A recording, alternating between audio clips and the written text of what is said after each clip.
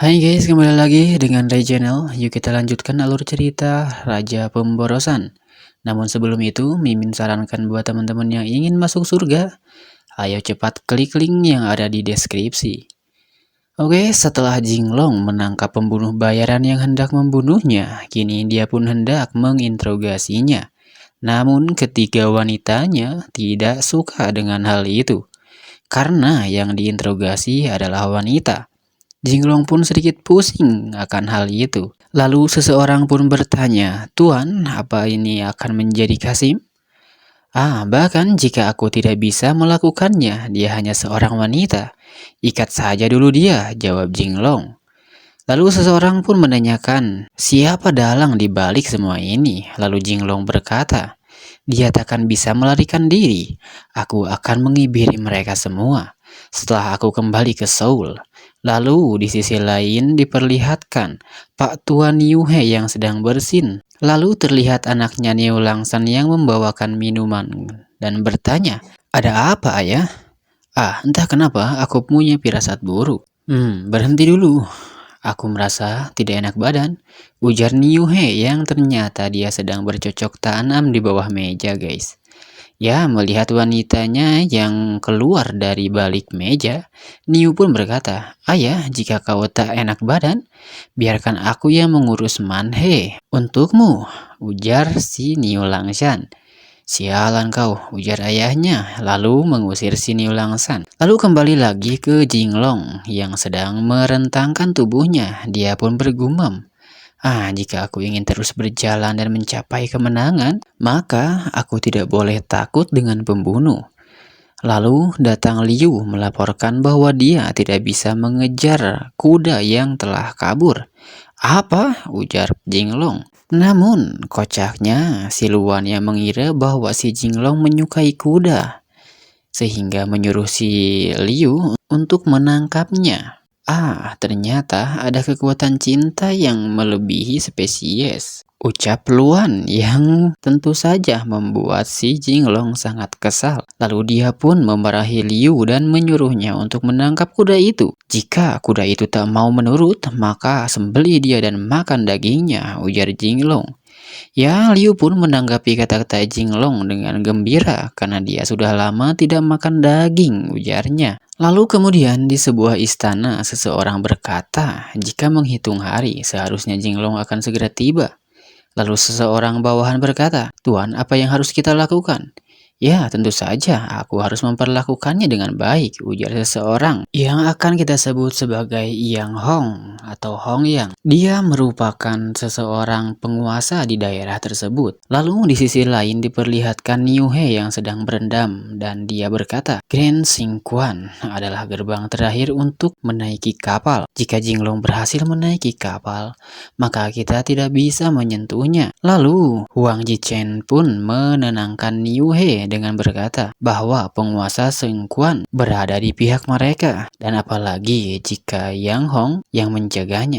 Yakinlah Jinglong takkan bisa melarikan diri. Yang Hong pasti akan melakukannya dengan panah gigi serigalanya. Kemudian mereka pun tertawa terbahak-bahak. Lalu di siang harinya Jinglong pun sampai di Sengkuan. Jinglong pun disambut oleh Hong Yang. Jinglong, aku sangat merindukanmu, ucap Hong yang langsung mengajak Jinglong untuk minum minuman enak yang sudah disiapkan. Wah, kamu sungguh sangat baik, ucap Jinglong. Hei, ingatlah, jika kau tak mabuk, kau jangan kembali, ujar si Hong. Lalu terlihat sebuah senjata yang disinggung oleh Huang Jichen, yaitu panah gigi serigala. Ya, mereka pun minum sampai larut malam. Hahaha. Sudah berapa lama ya kita tidak bertemu? Ku dengar kau adalah dewa kedua di dinasti Ming, apalagi soal menghasilkan uang. Hahaha, kalau soal menghasilkan uang, mari kita sama-sama untuk menghasilkan uang, saudaraku, jawab Jinglong yang sambil tebleng guys ya. Hei, jika kau ingin uang, mari kita cari bersama. Dan jika kau punya gadis, mari, ayo kita coba bersama, ucap mereka yang setengah sadar. Lalu di luar terlihat anak buah Jinglong yang berkata, Hong Yang penguasa kota Dang Sengguan. Dia adalah cucu ke-19 Yang Ye. seorang jenderal terkenal di dinasti Song Utara dan salah satu dari 3 keluarga panah ilahi di dinasti Daming. Hah? Jenderal keluarga yang? Ucap Batu. Kenapa keluarga panah ilahi? Tanya si Om Badegong. Yang ternyata Pangeran Kuning mengetahui sesuatu. Dia pun bercerita. Yang pertama adalah keluarga Weigo Gongsu, berjuluk Panah Matahari. Yang kedua adalah keluarga Yang, berjuluk Panah Gigi Serigala. Dan yang ketiga keluarga Jai dengan nama Panah Bulan Jatuh. Lalu ada apa dengan itu? Tanya Liu. Berbicara tentang itu, aku teringat sebuah kiasan. Hah, apa itu? Tanya Liu lagi. Ya, bayangan kampak mengkilap. Ini bahaya, ucap si Pangeran Kuning. Liu yang mendengar itu pun seketika panik dan menunjuk ke arah penjaga yang berlarian. Hei, kau jangan terlalu panik, ujar Pangeran Kuning. Ya, begitupun dengan Batu dan Om Badegong. Selamatkan Tuan Muda. Pangeran Kuning pun jadi panik juga karena sebuah kata-kata darinya membuat anak buah Jinglong jadi gila. Dan salah satu anak buah Jinglong pun mendorong pintu. Hei, cepat buka, lepaskan Tuan Muda. Namun ternyata dia salah ruangan guys. Karena yang ada di dalam adalah para gadis yang sedang mandi. Ya, dia pun berakhir dengan babak belur. Om Badegong dan Batu pun meminta maaf pada rekannya karena salah mengidentifikasi tempat. Maafkan aku, ternyata itu bukan Tuan Muda. Lalu Pangeran Kuning pun berkata, dasar kalian bertiga idiot. Lalu Sin pun memperlihatkan Jinglong dan Hong yang sedang bertengkar perihal boba ya, karena mereka berbeda selera. Ya maklum guys, mereka sedang mabuk ya. Terlihat para anak buah Jinglong pun yang melihat itu tak mengerti. Sepertinya mereka sedang berdebat masalah akademik. Ya, itu adalah keahlian Tuan Muda dalam masalah ukuran boba, ujar si Om Badegong. Hei kalian, jangan mengganggu, ujar mereka berdua pada anak buah Jinglong. Lalu mereka pun masuk lagi. Yang aku pusing, cari kamar untuk tidur, ucap Jinglong. Lalu Yang Hong pun sambil memegang busur gigi serigala berkata, jangan terburu-buru Jinglong, aku punya program khusus untuk menyambutmu. Wah, apakah Jinglong akan mulai dibunuh guys? Lalu Sin pun memperlihatkan Pangeran Kuning yang menertawakan Om Badegong dengan batu. Karena tak mengetahui hubungan Jinglong dan Yang Hong. Ya, mereka adalah sahabat dari kecil. Mereka tak akan bertarung dan saling membunuh, ujarnya. Ya, jadi mereka adalah seorang teman baik guys ya. Jinglong dan Yang Hong itu. Dan terlihat kembali Jinglong yang sedang mabuk menggrepe-grepe Yang Hong. Nafsu lah si Jinglong guys. Jinglong, jangan nodai aku, sialan kau. Hei, apa yang kau katakan? Ucap Jinglong yang sedikit sadar. Lalu Sin pun memperlihatkan Luan Hansan dan Nona Lin yang sedang menginterogasi wanita pembunuh tempo hari. Hei, semua orang tahu Jinglong penuh nafsu dan kau malah memberinya kesempatan dan kau berani memberinya selangkangan. Aku akan potong kau, ucap Luan. Lalu Sin pun berpindah di sebuah ruangan. Hei Jinglong, siapa orang-orang barusan? Tanya Yang Hong. Mereka adalah anak buahku. Kau takkan bisa mengatasi mereka, ucap Jinglong. Ayo tidur, ucap Jinglong lagi. Dan saat Jinglong tertidur, Yang Hong pun membangunkan Jinglong. Ada apa? Shh, tahan suaramu. Namun, jebret, sialan kau Hong. Aku tidak ingin menciummu, ucap Jinglong. Hei, ada apa? Tanya Jinglong lagi. Lalu mereka pun tersenyum mesum guys. Hei, apa kau ingat apa yang kita lakukan saat anak-anak? Ya, lalu mereka pun sepakat untuk melakukan kebiasaan masa kecil mereka. Yang ternyata mereka mengintip orang mandi guys. Hei, ayo berbaliklah. Berbalik. Sungguh mendebarkan, ujar mereka yang sedang mengintip di balik tembok. Namun ternyata wanita itu berbalik. Wadidaw, jong guys ya. Ya tentu itu membuat mereka kecewa. Lalu mereka pun pergi dan naik ke atas genteng. Mereka pun mengobrol. Sial, mataku sakit. Apa-apaan wanita itu, ujar mereka. Hong, kenapa kamu membiarkan wanita jelek tinggal di istanamu? Apa kau menyukainya? Tanya Jinglong. Hei, jika aku tahu lebih awal, aku yang pertama kali akan membunuhnya, jawab Hong. Hei, apakah benar seperti itu? Bukankah kau menyukainya? Sialan, berisik kau. Apa yang kau katakan tadi? Teriak Hong yang kesal pada godaan Jinglong. Ngomong-ngomong, ada yang ingin kubicarakan padamu. Seseorang bernama Huang Jicheng memintaku untuk membunuhmu, ucap Yang Hong pada Jinglong. Aku sudah tahu. Hah? Kau tahu dan kau masih memilih datang ke sini, ujar Hong yang terkejut. Jinglong pun menjawab, aku Li Jinglong mempunyai dua saudara laki-laki. Satu adalah Muang dan yang kedua adalah kau, Hong. Haruskah aku mengatakan bahwa kau tak punya jantung? Ucap Hong, yang tak mengira bahwa si Jinglong tidak punya rasa takut. Hahaha, aku tak keberatan jika kau mengatakannya. Sialan dasar iblis kotor, ucap Hong lagi yang kesal karena Jinglong tak punya rasa takut, guys. Rasanya aku ingin memberi selamat pada orang yang ingin membunuhku, ucap Jinglong. Hei, apa kau mengejekku? Tanya Hong. Jinglong, bisnismu itu telah menghancurkan keberuntungan banyak orang. Pohon keluarga yang tersembunyi memiliki akar yang dalam. Kau merusak jalur keuangan mereka. Mulai sekarang, mari kita bicara masa depan, ujar Jinglong pada Hong. Lalu Jinglong pun mengeluarkan teropongnya. Wah, ada wanita cantik. Mendengar itu, Hong pun sungguh sangat antusias. Hah? Di mana? Ya gini ya guys ya alurnya. Tak kira akan ngobrol serius, malah balik lagi ke mereka yang sedang mencari jangkrik, bos. Jauh. Kamu harus menggunakan alat ini untuk melihatnya. Wah, ada harta karun seperti ini rupanya. Mana? Coba kulihat.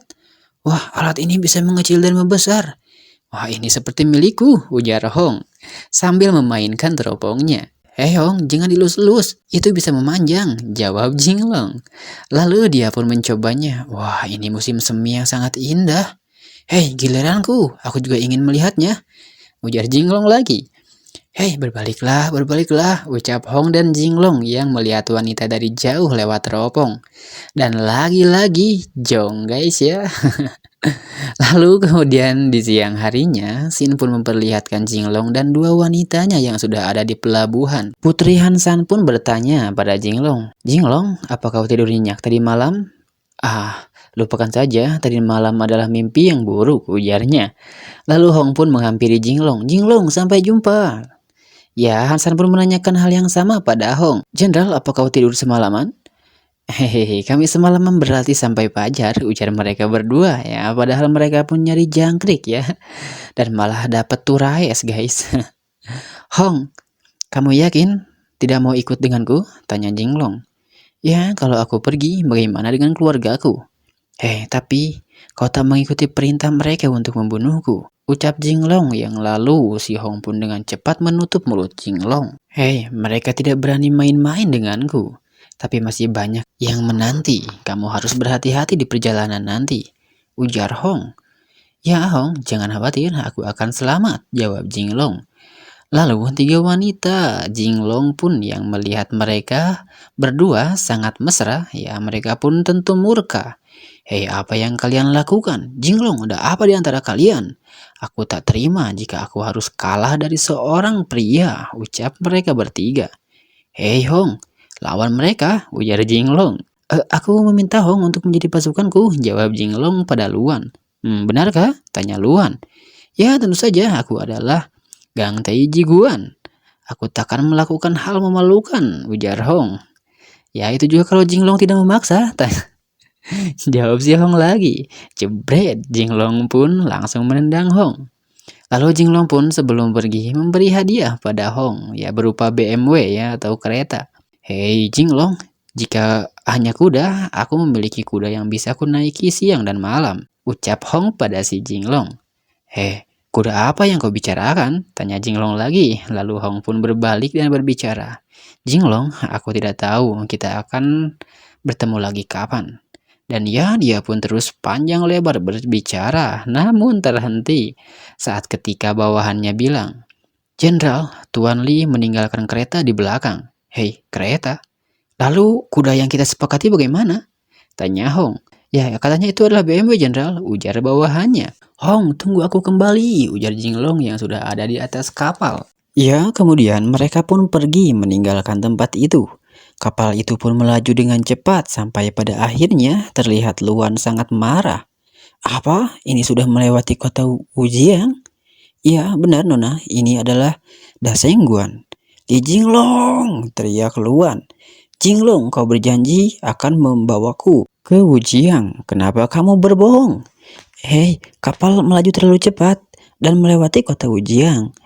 Ini bukan salahku, ucap Jinglong. Lalu Jinglong pun merangkul Luan. Hei, di depan ada Tai Fingfu, Jiang Yang, yang akan membawa kita melihat barak militer. Benarkah? Ya, tentu saja. Jika aku berbohong, biarkan langit menyambarkan 5 guntur. Lalu borobot, guntur itu pun datang. Ya, Luan pun marah dengan itu, karena benar-benar tak menepati janji. Tuhan juga menyalahkanku, ujar Jinglong. Lalu di sisi Hansan dan Nona Lin yang melihat pertengkaran mereka pun sungguh sangat senang. Hei, berhenti, ucap Jinglong yang kelelahan. Kita akan segera sampai ke Jiangyang. Ya, baiklah, aku akan mempercayaimu sekali lagi, ucap Luan. Lalu, tiba-tiba saja si Liu berteriak, Tuan muda, kita sudah melewati Jiangyang. Dan di depan adalah Su. Sontak mendengar itu, si Luan sungguh sangat murka karena terus dibohongi oleh Jinglong. Hei, ini bukan salahku. Sialan, Tuhan mempermainkanku, ujar si Jinglong yang lari ketakutan. Lalu kemudian Sin pun memperlihatkan sebuah istana Jiangyang Wei. Lalu terlihat seorang bawahan melapor bahwa kapal Jinglong melewati daerah Jiangyang Wei dan akan segera tiba. Dia kembali ya. Biarkan mereka ke sini, aku akan memberi mereka hadiah. Baik, ujar bawahannya. Kembali ke kapal Jinglong, ya terlihat seorang tawanan wanita yang sedang mengomel-ngomel pada Jinglong karena tidak berani 1 lawan 1 untuk berduel. Hei, bicara apa kau? Sungguh membosankan. Daripada berduel, bagaimana kalau kita ngobrol hal-hal yang menyenangkan? Ujar si Jinglong pada wanita itu. Hei, apa yang ingin kau bicarakan? Apapun itu, aku tak ingin bicara denganmu. Jawab wanita itu lagi. Hei, apa ayahmu bernama Jaineng? Tanya Jinglong. Hah? Bagaimana kau tahu? Ya, yang ternyata Jaineng merupakan jenderal besar dinasti Ming yang sungguh cukup tangguh. Dan pada tahun ketiga para tentara bertempur dalam pertempuran Jingya, orang-orang barbar memberontak, namun Zhu Juanzhang mengabaikannya. Akibatnya, penyerangan itu mampu sampai ke arah sungai Dadu. Lalu Jinglong berkata lagi, Jaineng dan Lan Yu sangat dekat. Dan dalam beberapa tahun terakhir, mereka telah dikucilkan. Aku mendengar bahwa mereka telah ditangkap oleh Jin Yiwei. Seseorang menyuruhmu untuk membunuhku adalah orang yang menjanjikan akan menyelamatkan ayahmu, kan? Tanya Jinglong pada wanita itu. Ya, wanita itu pun terkejut dengan kata-kata Jinglong. Hei, mereka telah menipumu. Bagaimana mungkin orang sepertinya mampu menghadapi Jin Wiyei? Tapi kau masih punya harapan. Jika kau mau bicara, mungkin Jin Yiwei akan membebaskan Jaineng. Asal kau mau bekerja sama dan tunduk padaku, ya kau bisa memohon padaku, ucap Jinglong. Apa yang kau maksud tunduk, ha? Tanya wanita itu. Ya, ya, kau terlihat memiliki tubuh yang bagus, ucap Jinglong. Ya, seketika wanita itu pun marah dan mampu menghancurkan tali yang mengikatnya. Lalu jobret, si Jinglong dihantam ya wajahnya. Aku Ho Mingyu. Bahkan sampai aku mati, tidak akan sudi untuk memohon padamu, ujar wanita itu yang bernama Mingyu. Lalu setelah itu pelayannya pun masuk. Dan betapa terkejutnya mereka saat melihat tuan mudanya yang sudah tepar. Lalu beberapa saat kemudian Jinglong pun sudah sadar. Jalang, sialan. Tuan muda, apa kau baik-baik saja? Tanya si Liu. Jalang itu pikir bisa membunuhku hanya karena aku meminta tubuhnya. Dia berani memukulku. Lihat saja kau, ucap Jinglong yang sangat marah. Batu dan Liu pun hanya tersenyum melihat tingkah tuan mudanya. Cepat atau lambat, aku akan membuatnya berlutut dan membuatnya takluk, ucap Jinglong lagi, yang ternyata ucapan itu didengar oleh 3 wanitanya. Jinglong, apa yang kau katakan? Apa kau ingin menaklukkan wanita? Ucap Hansan dan Luan. Apakah kalian mendengar semuanya? Tanya Jinglong yang panik. Tak hanya itu, Nona Lin pun tiba-tiba muncul di belakang Jinglong. Lin, kau di sana? Ya, aku di sini. Mereka menakutimu ya? Lihatlah, aku ini berbeda dari mereka, ucap Nona Lin pada Jinglong. Namun setelah itu, dia tiba-tiba memiting leher Jinglong. Sialan kau, apa kau tidak merasa cukup dengan kami bertiga, ha? Tuan muda, teriak Liu yang khawatir dengan Jinglong. Hei, berhenti, aku bisa kehabisan napas, ucap Jinglong. Lalu beberapa saat setelah itu, Jinglong pun terlihat sudah menggunakan penyangga leher. Terlihat Nona Lin yang meminta maaf pada Jinglong. Memangnya apa yang salah dengan membuat wanita itu berlutut di kakiku? Aku yakin dia akan berguna bagiku. Ucap Jinglong. Hei Jinglong, aku tahu lututmu kuat, tapi kau harus berhati-hati, ucap Pangeran Kuning. Lalu jebret, Jinglong pun menendang Pangeran Kuning itu. Lalu beberapa saat kemudian, wanita tawanan itu pun yang bernama Hong Mingyu menghampiri Jinglong. Hei, dari mana kau datang? Tanya si Jinglong. Aku dari tadi di sini. Jawab si Mingyu. Hei, apa kau mendengar apa yang baru saja aku katakan? Tanya Jinglong, yang omongannya didengar wanita itu. Lalu entah apalah yang terjadi dan apa yang digumamkan Jinglong sehingga membuat wanita itu berlutut. Hei, apa yang kau lakukan? Tanya Jinglong. Selama kamu bisa menyelamatkan ayahku, aku mau berlutut dan memohon padamu. Seketika, Jinglong pun langsung mengingat apa yang dikatakan wanita itu saat memukulnya. Hei Nona, apa yang kau katakan itu benar? Lalu, apa yang bisa kau berikan pada aku? Tanya Jinglong. Dan dengan penuh antusias, wanita itu pun berkata, untuk menyelamatkan ayahku, aku rela mengorbankan hutan kecilku. Ucapnya yang tentu membuat Jinglong sungguh sangat bahagia, guys. Bagus, aku juga menyukai bentuk gunung kembarmu yang seperti itu, ucap Jinglong yang sambil melihatnya. Namun dari belakang tiga monster betina sudah mengeluarkan aura kematian mereka. Hei, kudengar kau punya hubungan dengan Yue. Apa yang kau bicarakan? Tanya Jinglong. Mana mungkin seperti itu? Hei, kau di sini untuk membuat kesepakatan bukan? Tanya Jinglong lagi dengan sedikit gugup. Kalau yang kau bicarakan mungkin hubungan Guanbao. Hah? Sok tahu kau? Ujar wanita itu yang membuat Jinglong kesal. Sudahlah, berhenti omong kosong. Cepatlah, kau bisa menyentuhnya, ujar wanita itu yang sedikit membuka bajunya. Ya, tentu saja membuat Jinglong sangat bersemangat, namun terhenti oleh tiga dewi kematian yang ada di belakangnya. Lalu setelah itu, Liu pun berkata bahwa kapalnya sudah sampai di Jiangya. Ya, terlihat tiga dewi kematian itu pun pergi, yang seketika membuat Jinglong bergumam. Apakah aku diizinkan untuk bermain? Gumamnya. Hei, ayo, bagaimana? Tanya wanita itu. Ya, lalu entah apalah yang terjadi selanjutnya. Karena Sin beralih memperlihatkan tiga dewi kematian yang sedang merencanakan hal buruk terhadap wanita tawanan Jinglong. Kemudian mereka pun sampai di tempat tujuan. Jinglong pun disambut oleh penguasa kota Lian Yang dan para pasukannya. Pangeran Kuning pun memberitahu Jinglong bahwa orang yang datang adalah utusan Jiang Yang Wei, yaitu Guo Chongyang. Lalu yang di sebelahnya siapa? Tanya Jinglong yang hanya fokus pada wanita yang di sebelah Guo Chong ya. Kita panggil aja si Guo ya. Itu adalah salah satu wanita yang patut ku perjuangkan, ucap Pangeran Kuning. Tuan muda Li, ucap si Guo itu. Tak perlu sopan, siapa yang ada di sebelahmu? Tanya Jinglong. Aku Niu Nairong, istri Komandan Guo. Wah, kau punya semangka yang besar ya, ucap Jinglong yang seketika membuat orang-orang kena mental. Lalu entah apa yang terjadi, makin kesini si Jinglong pun makin brutal sikapnya guys. Tuan muda Li suka bercanda, ucap wanita yang bernama Nairong itu.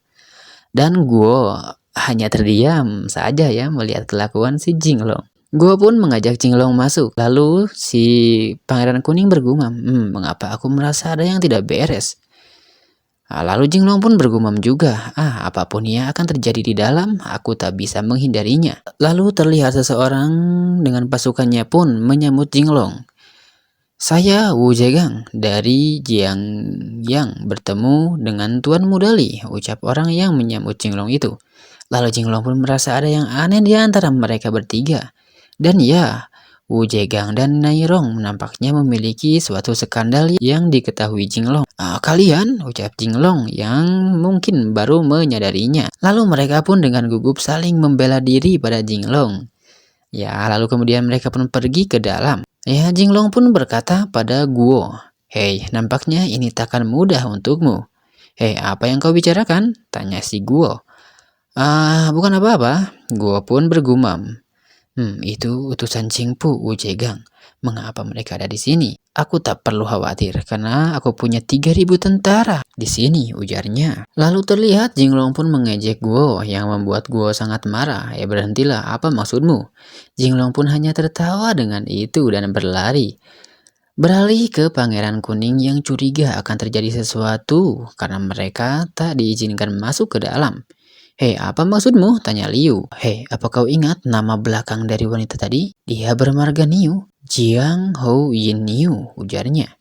Beralih ke dalam ruangan. Terlihat Jinglong berkata, ini tidak menarik. "Hei, apa kau ingin hidup sia-sia seumur hidupmu?" ujar Jinglong. "Hei, aku utusan Komandan Jiang Wei. Apa yang kau katakan takkan berpengaruh padaku." "Wah, benarkah?" tanya si Jinglong. "Hei, saudaraku, jika kau bisa memberi kekayaan," ucap Guo ya pada Jinglong yang ingin mendapatkan uang. Dasar mulutmu menjijikan. Semua orang menyukai uang. Namun Jinglong bertanya lagi, "Apakah kau juga yang menginginkan wanita?"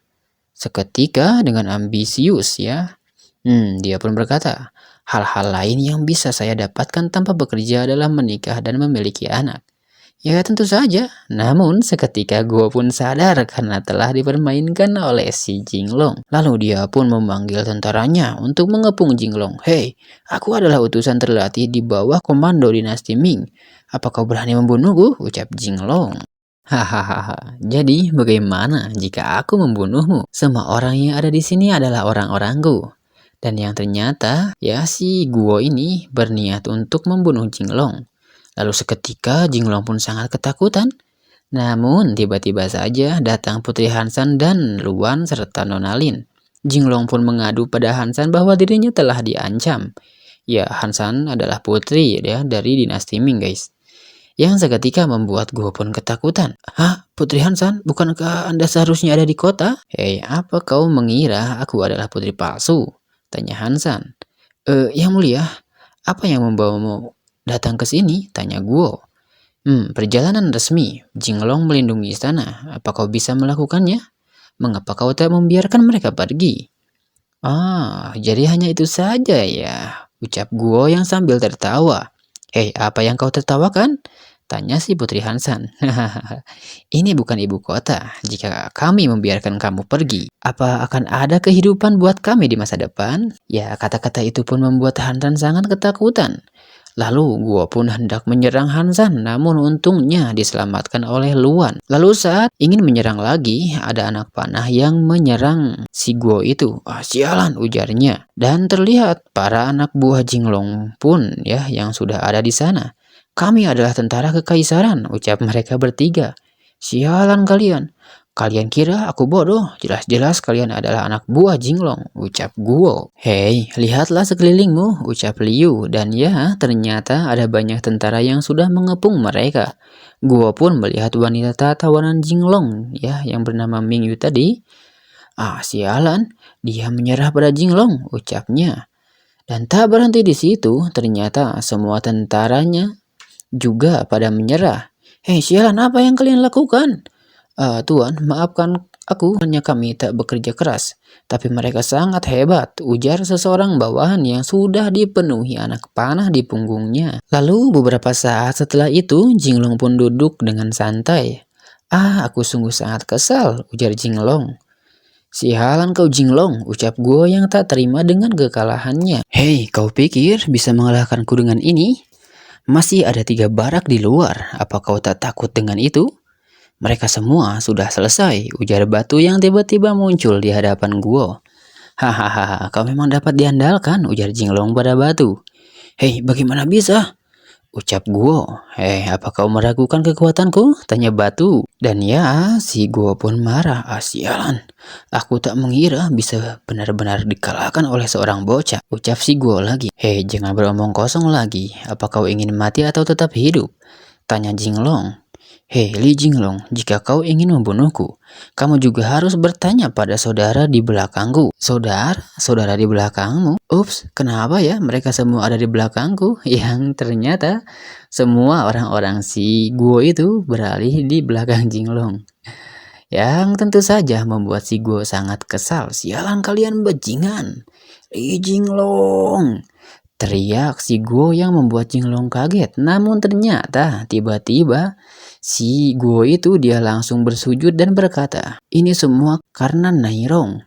Dia adalah putri dari Tuan Jiongho Yin Niu. Jika kamu ingin membunuhnya, bunuh saja, ujar si Guo. Kau sungguh tak tahu malu ternyata, ucap Jinglong. Iya, jawab Guo.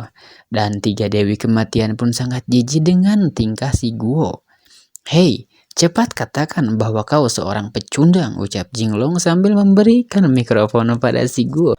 Ya, selama aku masih hidup dan aku akan selalu menjadi anjing Li Jinglong seumur hidupku, ucap Guo yang langsung Jinglong tendang burungnya.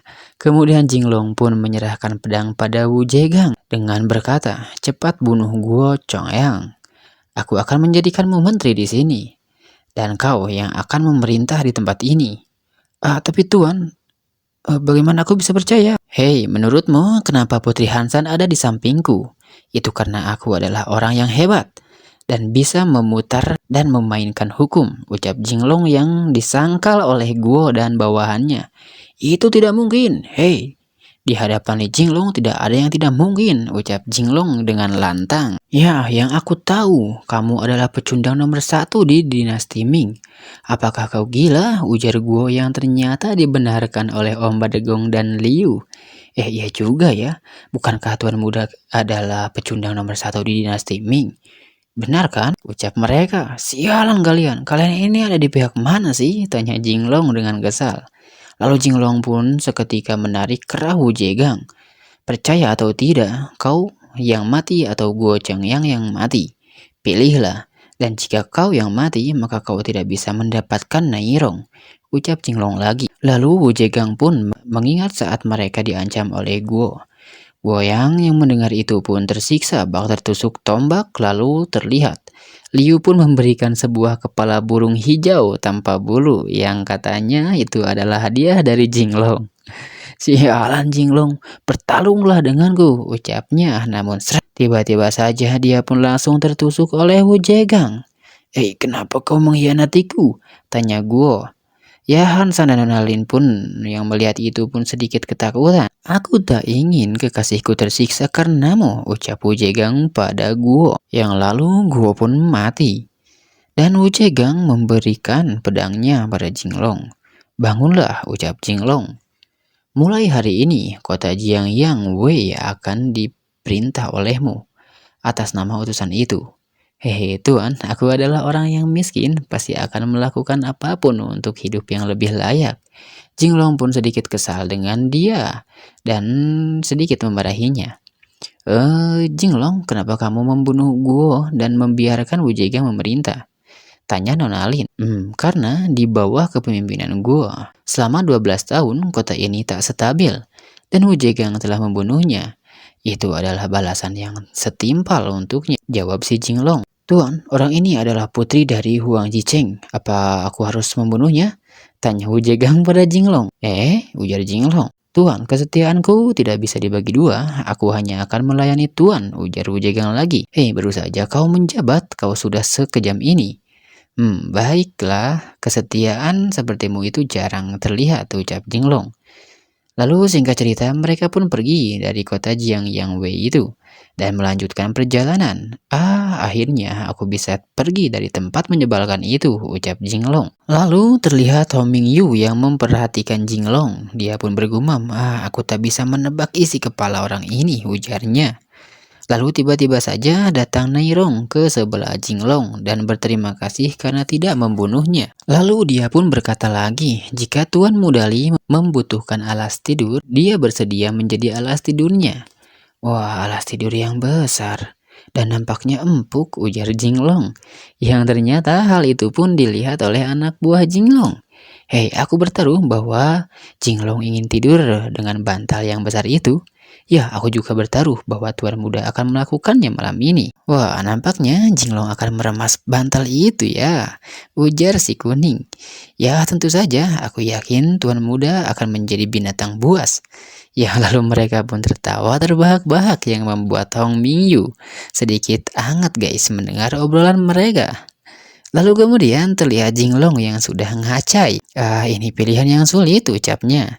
Namun ternyata di belakangnya terlihat dua senjata yang siap menghantamnya. Lalu karena Jinglong masih ingin tetap hidup, Jinglong pun menyuruh Nairong pergi dan berkata, "Sialan, aku sudah membiarkanmu hidup dan sekarang kau menggodaku untuk tidur bersama?" Ya, lalu Nairong pun dibawa pergi oleh anak buah Jinglong. Hal itu pun membuat anak buah Jinglong yang senang ya. Senang karena mungkin ada kesempatan untuk mereka merasakan bantal yang besar dan empuk. Jinglong pun menghela napas dan berdiri memandangi lautan. Ho Mingyu pun semakin penasaran terhadap Jinglong. Lalu Pangeran Kuning pun menghampiri Jinglong dan memuji Jinglong yang kuat iman. Jinglong pun senang dengan pujian itu, walau sebenarnya juga ingin bercocok tanam. Lalu terlihat bawahan yang lain yang sangat senang karena mungkin dia akan basah malam ini. Si Jinglong pun menendang orang itu. Lalu setelah itu, "Jinglong, apa rencanamu selanjutnya?" tanya Pangeran Kuning. Ya, Jinglong pun tersenyum sambil mengingat ucapan Kaisar tempo hari. "Ah, tenanglah, takkan ada yang bisa menyentuhku ataupun keluargaku dan semua hartaku," ucap Jinglong yang seketika membuat si Kuning kicap dan berkata, "Mana mungkin dia bisa melakukannya?" "Ah, kau pasti bertanya-tanya bagaimana aku bisa memantau semuanya kan?" ucap Jinglong. "Ah, sial, apa dia bisa membaca pikiranku?" ucap si kuning itu. "Hei, coba kau pikirkan, apa dengan kemampuanku menghasilkan uang, aku perlu menggelapkan uang, apalagi uang negara?" "Aku tak tahu," jawab si kuning. "Rumor yang ada di kota itu tidak benar. Hanya saja aku lebih hebat dan bisa menghasilkan uang dan mengalahkan penghasilan negara. Ya, jadi seperti ini, aku punya tanggung jawab yang sangat besar," ujar Jinglong. Lalu beralih ke suatu tempat di mana di sana terlihat seorang pak tua menanyakan perihal Jinglong. Dia baru saja melewati Jiang Yang Wei. "Apa? Lalu apa yang terjadi pada Guo Chongyang?" Cepat selidiki," ujarnya. "Baik pak," jawab bawahannya. Lalu berpindah lagi pada Jinglong yang sedang pesta dengan orang-orangnya. Ya, terlihat mereka pun sudah pada tepar. "Hei, apa kalian sudah mabuk?" tanya si Jinglong. Lalu datanglah Nairong menghampiri Jinglong. "Hei, kenapa kau ada di sini?" tanya Jinglong. "Tuan Mudali, aku hanya wanita lemah yang jatuh pada serigala yang lapar. Goyang telah terbunuh, jadi sekarang aku milikmu." "Hei, apa yang kau rencanakan?" ucap Jinglong pada wanita itu. Lalu Bray, "Silahkan, Tuhan," ujar wanita itu. Dan entahlah apa yang terjadi setelah itu guys ya. Oke guys, sekian video kali ini. Ya, selanjutnya kita akan melanjutkan alur cerita The Last Cultivator ya. Ditunggu guys.